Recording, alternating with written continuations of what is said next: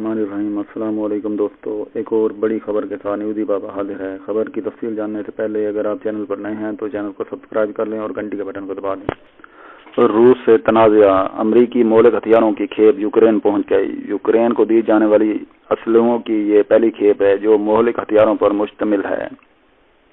America ने रूस के खिलाफ मौलिक हथियारों की 90 टन वजनी खेप यूक्रेन के दारुल हुकूमत कैफ में पहुंचा दी है। मीडिया रिपोर्ट्स के मुताबिक अमेरिका की जानिब से यूक्रेन को दी जाने वाली असलहे की ये खेप जो मौलिक हथियारों पर मुश्तमिल है, जिसमें फ्रंट लाइन डिफेंस में इस्तेमाल होने वाले असलहे भी शामिल हैं।